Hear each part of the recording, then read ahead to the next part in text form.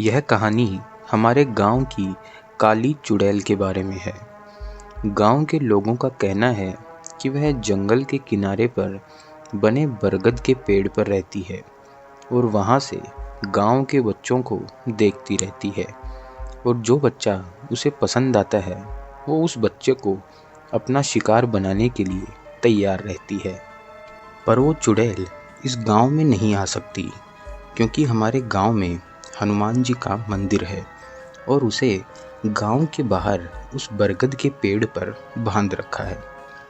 इसलिए वो चुड़ैल किसी बच्चे का उसके पेड़ तक आने का इंतजार करती है और फिर उसे अपने वश में करके मार कर खा जाती है। ऐसा गांव के सभी लोग बोलते हैं। इसलिए इस गांव का कोई भी बच्चा जंगल के किनारे पर खड़े उस बरगद के पेड़ के पास नहीं जाता है। यह सब बातें सोनू शहर से आए अपनी मौसी के लड़के पिंटू से कह रहा था। पिंटू शहर का था और उसे इन सब बातों पर विश्वास नहीं था, और वैसे भी ये बच्चे 10 से 12 वर्ष की उम्र के थे।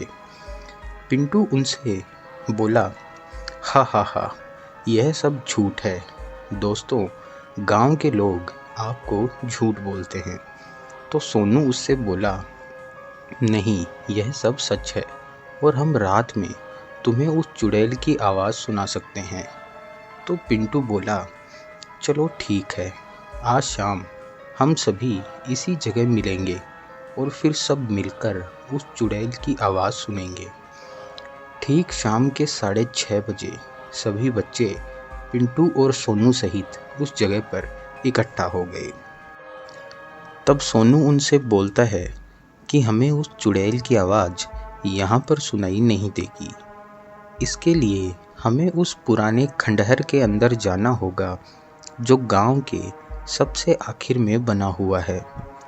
सभी बच्चे उस जगह जाते हैं और सब वहाँ जाकर उस चुड़ैल की आवाज़ सुनने की कोशिश करते हैं, पर उनमें से किसी को भी उसकी आवाज़ सुनाई नहीं दे रही थी। तब पिंटू बोलता है कि मैंने तो पहले ही कहा था, गांव वाले बस बच्चों को डराने के लिए उस चुड़ैल की कहानी बताते रहते हैं। सभी बच्चे बोलते हैं कि ऐसा नहीं है, रोज़ वो चुड़ैल रात में हंसती है और सभी से बोलती है कि मेरे पास आओ, मैं भूखी हूँ। ऐसा कहकर सब बच्चे उस जगह से जाने लगे और पिंटू भी उनके साथ साथ उनका मजाक उड़ाते हुए जा रहा था। सब बच्चे आगे थे और पिंटू उनके पीछे पीछे चल रहा था। थोड़ी ही दूर गया होगा कि तभी उसे किसी के हंसने की आवाज़ आई और किसी ने कहा कि हा हा हा हा, मेरे पास आओ पिंटू, मैं भूखी हूँ। पिंटू यह सब सुनकर डर गया और कांपने लगा। उसके मुंह से आवाज़ भी नहीं निकल रही थी, पर किसी तरह उसने अपने भाई सोनू को आवाज़ लगाई तो सोनू और बाकी के सभी बच्चे उसके पास दौड़कर आए और बोले, अरे तुझे क्या हो गया है, तू काँप क्यों रहा है? वो बोला कि मैंने अभी किसी को मेरा नाम लेते हुए सुना है, क्या तुम सभी ने भी सुना था? सब बच्चे बोले, नहीं, हमने तो कुछ भी नहीं सुना। सभी बच्चे बोलते हैं कि हमने तो तुझे पहले ही कहा था कि वो चुड़ैल की कहानी सच्ची है। सबने उसे उठाया और उससे कहा कि चलो अब चलते हैं, कहीं वो चुड़ैल हमें देख ना ले। सभी बच्चे अपने अपने घर लौट आते हैं और पिंटू और सोनू भी अपने घर को लौट आते हैं। सब कुछ सही चल रहा था। दोनों बच्चों ने खाना खाया और फिर दोनों सोने चले गए। पर इधर पिंटू की हालत खराब हो गई थी, उसे नींद ही नहीं आ रही थी। थोड़ी देर बाद उसे किसी की आवाज़ सुनाई देती है। वो जो कोई भी थी उसे बाहर बुला रही थी। पिंटू को बहुत डर लग रहा था, पर पता नहीं क्यों वो उस आवाज़ की तरफ खिंचा चला जा रहा था। वो घर से बाहर निकला और उसने देखा कि सामने एक काले कपड़े पहने एक औरत उसकी ओर अपनी पीठ किए हुए खड़ी थी, और वो औरत मन में कुछ गुनगुना रही थी। आसपास का माहौल भी काफ़ी खौफनाक था। चारों तरफ कोहरा छा रहा था और ऐसा लग रहा था जैसे कि पूरा गांव कोहरे में डूब गया था। ठंड बिल्कुल ऐसी थी कि जैसे नंगे जिस्म पर कोई सुई की नोक चुभा रहा हो। आसपास के माहौल में ऐसी आवाज़ें आ रही थी कि जैसे कई सारे डरावने जानवर आसपास हों, पर कोई दिख ही नहीं रहा हो। इतने भीषण और खून को जमा देने वाले वातावरण में अच्छे अच्छे सूरमाओं की हालत खराब हो जाए तो ये तो फिर भी एक छोटा बच्चा था। वो काले कपड़े वाली औरत धीरे धीरे जाने लगी और उसके पीछे पीछे पिंटू भी जा रहा था। वो अपने वश में नहीं था और उस चुड़ैल के साथ साथ बस गांव से होकर उस चुड़ैल के बरगद वाले पेड़ तक जाए जा रहा था। थोड़ी देर बाद वो उस बरगद के पेड़ के पास खड़ा था। उसे होश आया और उसने देखा कि वो अपने घर में ना होकर बल्कि एक बड़े से बरगद के पेड़ के पास खड़ा था। वो यह सब देखकर डर गया और ज़ोर ज़ोर से चिल्लाने लगा, मैं यहाँ कैसे आ गया? मम्मी, पापा, आप कहाँ हो? मुझे यहाँ डर लग रहा है। तभी अचानक आसपास किसी के ज़ोर से चिल्लाने और हंसने की आवाज़ आने लगी और उसने कहा कि कोई फ़ायदा नहीं है। पिंटू की हालत ख़राब हो चुकी थी। उसकी आंखों से आंसू बह रहे थे। वो डर के मारे इधर उधर देख रहा था। तभी उसने देखा कि उस बरगद के पेड़ पर एक काले रंग की शाल ओढ़े एक बूढ़ी औरत खड़ी थी और वो औरत दिखने में काफ़ी भयानक थी और उसके हाथ में कुल्हाड़ी भी थी जिसे वो अपने एक हाथ में लेकर उसकी ओर देख रही थी और हंसे जा रही थी। वो बोली, आज तो मैं पेट भर के खाऊंगी। गांव में बहुत दिनों से कोई मेरा शिकार नहीं बना है। और ऐसा बोलकर बड़ी ही भयानक हंसी हंसने लगती है और हंसकर एक झटके में उसके सामने आकर खड़ी हो गई। पिंटू ने उसकी भयानक शक्ल देखी और वहाँ से भागने लगा।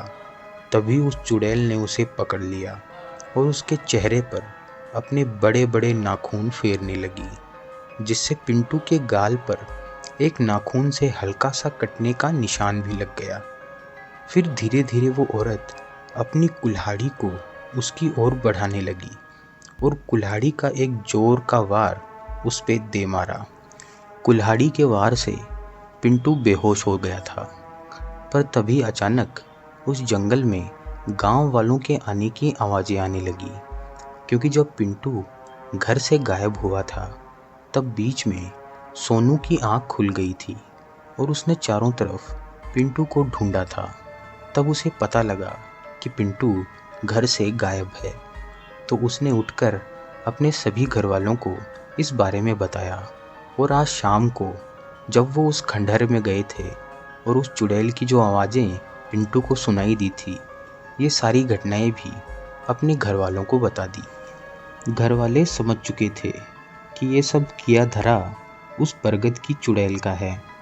अब वो गांव वालों को इस बारे में बताते हैं, तो सभी लोग मिलकर गांव में बने हुए हनुमान जी के मंदिर के पुजारी को लेकर उस जंगल की तरफ जाते हैं जहां पर वो बरगद का पेड़ था। वो सभी लोग जैसे ही वहां पहुंचते हैं, वो देखते हैं कि उस चुड़ैल ने पिंटू को बेहोशी की हालत में अपनी गोद में उठाया हुआ है और वो उसके ऊपर एक कुल्हाड़ी का वार करने वाली है। पर वो ऐसा कर पाती उससे पहले ही उन पंडित जी ने गंगा जल का छिड़काव उस चुड़ैल पर कर दिया और जैसे ही गंगा जल उस चुड़ैल के शरीर पर गिरता है, वो ज़ोर ज़ोर से तड़पने लगती है और पिंटू उसके हाथ से छूटकर ज़मीन पर गिर पड़ता है और वो चिल्लाते हुए उस बरगद के पेड़ पर चढ़ जाती है और वहाँ ज़ोर ज़ोर से रोने की आवाज़ें करती हुई गायब हो जाती है। अब सभी लोग पिंटू को उठाकर घर ले आते हैं। अब अगले दिन सुबह जब पिंटू को होश आता है तो उसे अपने साथ घटी हुई वो सारी खौफनाक कहानी याद आ जाती है और पिंटू डर के मारे बहुत घबराने लगता है। लगभग 6 महीने तक पिंटू की हालत बहुत ही खराब रहती है। वो डर के मारे किसी से बात भी नहीं करता और चुपचाप अपने ही ख्यालों में खोया रहता है।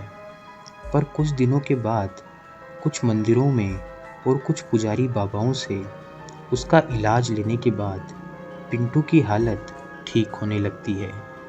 पर अब वो समझ जाता है कि उस चुड़ैल की कहानी जो गांव वाले सुनाते हैं वो कोई झूठी कहानी नहीं है, बल्कि उस बरगद पर सच में एक डायन का वास है। तो दोस्तों, भूतों से जुड़ी हुई यह एक और सच्ची घटना आपको कैसी लगी, कमेंट में ज़रूर बताइएगा। और भूत प्रेतों से जुड़ी हुई ऐसी ही सच्ची और डरावनी घटनाओं से आपका सामना मैं रोज़ रोज़ इस चैनल के माध्यम से करवाता रहूँगा। तो यदि ये कहानियाँ पसंद आएँ तो द हॉन्टेड नाइट चैनल को सब्सक्राइब और लाइक करना ना भूलें, ताकि आपकी रातें रोज़ डर का अनुभव कर सकें। धन्यवाद।